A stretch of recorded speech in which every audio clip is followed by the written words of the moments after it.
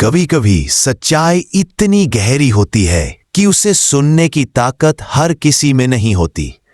एक मां अपनी बेटी से नफरत करती है, लेकिन उसे पता नहीं होता कि जिस लड़की को वो तुच्छ समझ रही है वही उसकी अपनी खून की बेटी है।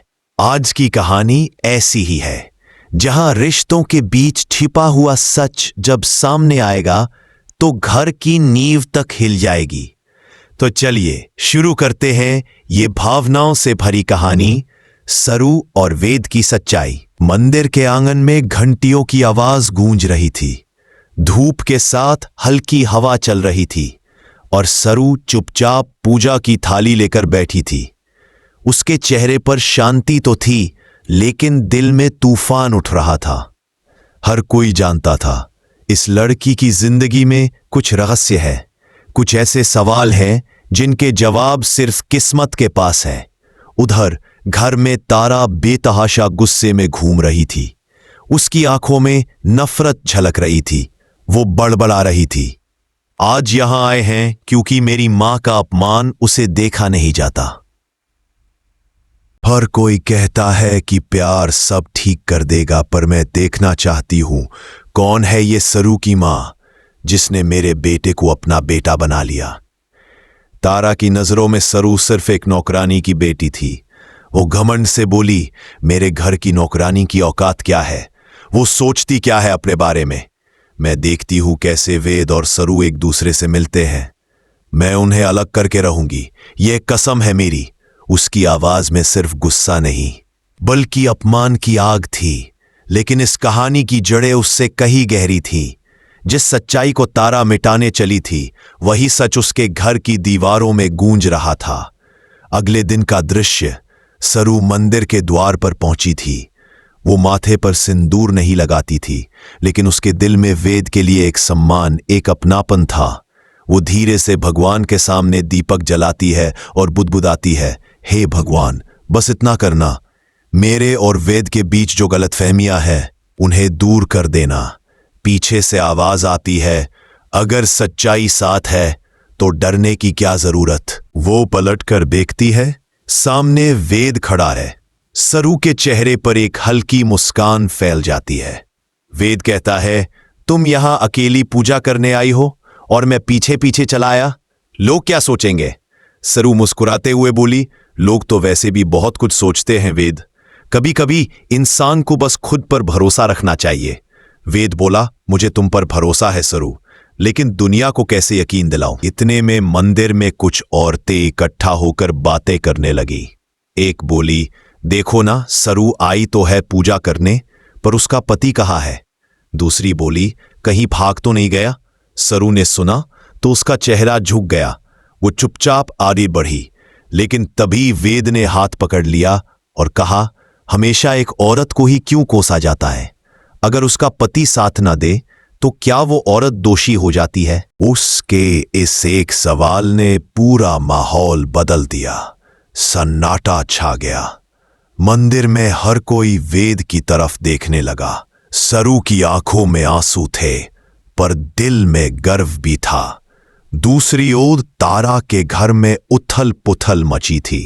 वो गुस्से में अपने कमरे में सामान पटकते हुए बोली, वो लड़की, वो सरू, मेरे बेटे को पागल बना रखा है उसने। अब मैं खुद देखूंगी कि वो कौन है, कहां से आई है और किस परिवार की है। अनिका, उसकी साथी और हमराज, ने कहा, तारा जी, आप क्यों परेशान होती है? मैं हूं ना आपके साथ। हम ऐसा प्लान बनाएंगे कि सरू और वेद कभी एक ना हो सके। तारा ने ठंडी मुस्कान दी। हां अनिका, अब वक्त आ गया है। अब मैं जाकर देखूंगी ये सरू असल में कौन है। अगले दिन तारा मंदिर की सीढ़ियों पर पहुंची, चेहरे पर नकाब ताकि कोई पहचान न सके। वो दूर से छुपकर सरू को देख रही थी। सरू इस वक्त गौरी से मिलने आई थी। हाँ, वही गौरी जो तारा के घर में सालों से काम करती थी। सरू ने गौरी को गले लगाया, मां, सब ठीक हो जाएगा, बस थोड़ा और सब्र करना। वेद भी वहां आया। उसने गौरी के पैर छुए। उसने कहा, आपने मेरे लिए जो किया मैं जिंदगी भर नहीं भूलूंगा। तारा ये सब देख रही थी। उसकी सांसें तेज हो गईं, आंखें फैल गईं। क्या ये गौरी मेरी नौकरानी और ये सरू मेरी बेटी? उसे अपने कानों पर यकीन नहीं हुआ। गुस्से से उसका चेहरा लाल पड़ गया। वो बुदबुदाई, नहीं, ये झूठ है, मेरी बेटी तो नहीं, ये नहीं हो सकता। वो आगे बढ़ी और तेज आवाज में बोली, गौरी। सभी ने मुड़कर देखा। गौरी के चेहरे का रंग उड़ गया। तारा जी। तारा आगे बढ़ी। तूने ये सब कैसे छुपाया? तूने मुझे धोखा दिया। गौरी रोते हुए बोली, मैंने कुछ नहीं छुपाया, बस वक्त का डर था। आपने ही तो कहा था इस घर में नौकर की औलाद की कोई जगह नहीं। तारा का हाथ हवा में उठा, लेकिन इससे पहले कि वो गौरी को थप्पड़ मारती, वेद बीच में आ गया। मां, आप हाथ नहीं उठाएंगी। तारा चीख पड़ी, वेद, तुम अपनी मां के लिए आवाज उठा रहे हो? वेद बोला, मैं सच्चाई के लिए खड़ा हूं मां, आपके खिलाफ नहीं। अगर सरू गलत होती तो मैं खुद उसे छोड़ देता। पूरे मंदिर में सन्नाटा था। सरू बोली, अगर सच्चाई धोखा लगती है तो शायद आपने कभी सच देखा ही नहीं। गौरी के आंसू बहते रहे। वो फुसफुसाई, कभी सोचा नहीं था जिस बेटी को अपनी गोद में खिलाया उसे पहचानने में इतनी देर लग जाएगी। तारा वही स्तब्ध खड़ी रह गई। दोस्तों, अगर आपको भी लगता है कि सच्चाई चाहे कितनी भी देर से सामने आए लेकिन झूठ पर जीत जरूर पाती है, तो इस वीडियो को लाइक करें, अपनी राय कमेंट में लिखें और आगे की कहानी के लिए एथिकल स्टोरी टाइम को सब्सक्राइब करना न भूलें। देर का वो दिन सबकी जिंदगी का मोड़ बन गया था। तारा के चेहरे पर अब सिर्फ गुस्सा नहीं बल्कि अपमान की लकीरें थीं। जिस नौकरानी पर उसने सालों तक हुकूमत की थी, वही अब उसकी बेटी की मां निकल आई थी। रात भर तारा सो नहीं पाई। कमरे में इधर उधर टहलते हुए उसने आईने में खुद को देखा। कैसे हो सकता है ये? मेरी अपनी बेटी उस औरत के घर पली जिसने मेरे घर में झाड़ू लगाई? वो बार बार खुद से सवाल कर रही थी। अनिका अंदर आई और बोली, तारा जी, आप अभी भी परेशान हैं? मेरे बेटे ने मेरा कहा नहीं माना और जिस लड़की को मैं अपने घर के लायक नहीं समझती थी वो मेरी बहू बनने चली है। अनिका ने चालाकी से मुस्कुराते हुए कहा, अगर आप चाहे तो यह रिश्ता खत्म किया जा सकता है। तारा पलटी, कैसे? अनिका ने धीरे से कहा, एक प्लान है लेकिन थोड़ा दर्दनाक। तारा बोली, मुझे फर्क नहीं पड़ता, बस सरू और वेद को अलग होना चाहिए। अनिका ने कहा, ठीक है, तो फिर सुनिए। वो तारा के कान में कुछ फुसफुसाने लगी। तारा की आंखें चौड़ी होती गईं। तू पागल तो नहीं? अगर ये बात सच हो गई तो? अनिका ने ठंडे लहजे में कहा, कभी कभी झूठ ही सच साबित करने के लिए बोला जाता है। अगले दिन सरू मंदिर से लौटकर घर आई तो गौरी चुपचाप बैठी थी। उसके हाथ कांप रहे थे। सरू ने पूछा, मां, आप इतनी चुप क्यों हैं? गौरी बोली, बेटी, तारा जी बहुत गुस्से में है। उन्होंने मुझसे कहा है कि अब मैं इस घर के आसपास भी न दिखूं। सरू के चेहरे पर सख्ती आई। मां, अब बहुत हो गया। अगर वो आपको अपमानित करेंगी तो मैं चुप नहीं बैठूंगी। गौरी ने जल्दी से उसका हाथ थामा। नहीं सरू, तू कुछ मत कहना। ये लोग हमारे जैसे लोगों को कभी बराबर नहीं मानते। बस तू खुश रह, यही मेरे लिए काफी है। सरू ने धीरे से कहा, मां, अब वक्त आ गया है कि सच सामने आए। अगर मैंने कुछ नहीं कहा तो ये लोग हमेशा हमें नीचा दिखाते रहेंगे। गौरी ने उसकी आंखों में देखा। सच? तू सच बताना चाहती है? सरू बोली, हाँ मां, अब मैं सब बता दूंगी। सबको पता चलना चाहिए कि मैं कौन हूं। गौरी ने गहरी सांस ली। फिर तैयार रह बेटी, क्योंकि सच जितना मजबूत होता है उतना ही दर्दनाक भी। दूसरी ओर तारा और अनिका अपनी चाल चल चुकी थी। उन्होंने अफवाहें फैलाना शुरू कर दी। सुना है सरू ने वेद से शादी इसलिए की क्योंकि उसे पैसे चाहिए थे। वो तो किसी और के बच्चे की मां है। ऐसी बातें अब मोहल्ले में फैलने लगी। वेद को जब ये सब सुनने को मिला तो उसका खून खौल उठा। वो घर पहुंचा और तारा से बोला, मां, आप चाहे जो सोचे, लेकिन सरू पर कोई उंगली उठाएगा तो मैं उसका जवाब दूंगा। तारा बोली, तू मुझसे बहस कर रहा है अपने माँ से? वेद बोला, माँ आप मेरी माँ है, लेकिन सरू मेरी जिम्मेदारी है, वो झूठ नहीं है। तारा ने ठंडी हंसी भरी, बेटा दुनिया सच्चे लोगों की नहीं, चालाक लोगों की सुनती है। अगर तू सच बोल भी देगा लोग फिर भी मानेंगे नहीं। वेद ने कहा, तो मैं उन्हें मानने पर मजबूर कर दूंगा। उधर सरू अकेले बैठी थी, उसके मन में उथल पुथल थी। उसने अपनी मां से कहा, मां मैं अब और नहीं छिपाऊंगी कि मैं चंद्रकांत की बेटी हूं। मुझे अपने खून पर शर्म नहीं। गौरी की आंखें भर आईं। अगर तारा को यह पता चला कि तू उसकी सगी बहन की औलाद है तो वो क्या करेगी? सरू बोली, तो उसे सच जानना ही चाहिए, शायद तब उसे समझ आएगा कि मैं कौन हूं। इसी बीच तारा और अनिका का अगला प्लान शुरू हुआ। अनिका ने एक फोटो वायरल कर दी जिसमें सरू और वेद एक साथ मंदिर में पूजा करते नजर आ रहे थे। लोगों ने इसे ड्रामा कहना शुरू कर दिया। वो मंदिर में दिखावे के लिए जाती है। अरे भाई, वेद तो बस फंस गया है। ये बातें सुनकर सरू का दिल टूट गया। उसने कहा, लोगों को मेरे बारे में कुछ भी बोलने का हक किसने दिया? गौरी बोली, बेटी जब सच्चाई तेरे साथ है तो झूठ की परवाह मत कर। वेद अब सरू के घर गया। वो बोला, सरू मैं जानता हूं ये सब झूठ है, लेकिन अब वक्त आ गया है सबको सच दिखाने का। सरू ने कहा, सच कहने के लिए साहस चाहिए वेद, और अब वो मुझ में है। वेद ने उसका हाथ थामा, तो चलो हम दोनों साथ मिलकर ये सच सबके सामने रखेंगे। दूसरी तरफ तारा ने आखिरी वार की तैयारी कर ली थी। वो बोली, अगर वो दोनों सच बताने गए तो पहले मैं सबके सामने कहूंगी कि सरू ने मेरे घर को बर्बाद किया है। अनिका हंसते हुए बोली, तब तो पूरा समाज तुम्हारे साथ खड़ा होगा तारा जी।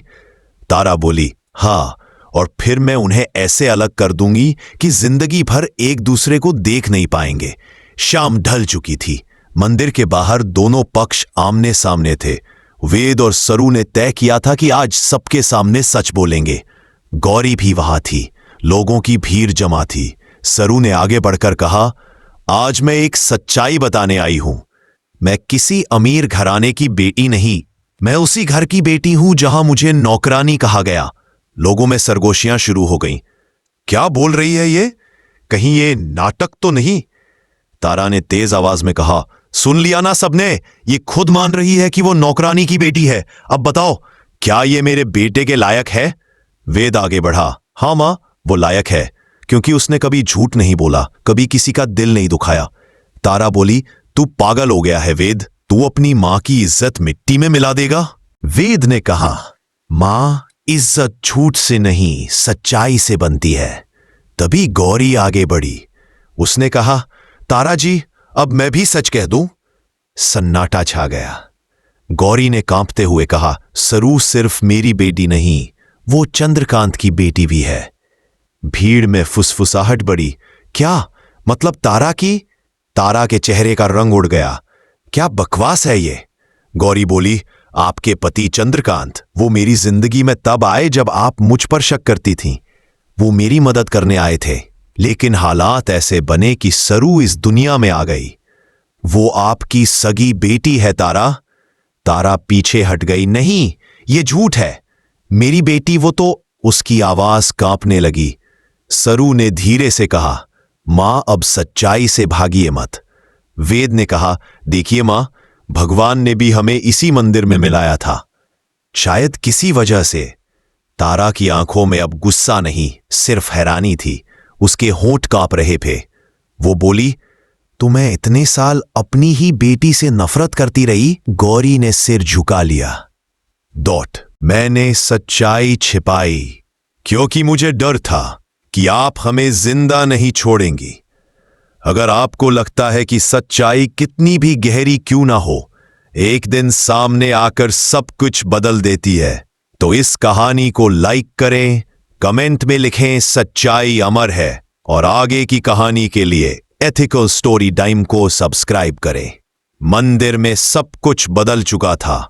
एक तरफ सरूजा अपने आंसू रोकने की कोशिश कर रही थी, वहीं दूसरी तरफ तारा का चेहरा गुस्से से लाल था। उसकी आंखों में आग थी, ऐसी आग जो सब कुछ जला देने को तैयार थी। वेद ने सरोजा को थाम रखा था। उसकी बाहों में डर और प्यार दोनों थे। सरोजा बुदबुदाई, वेद, अब ये सब रुकना चाहिए।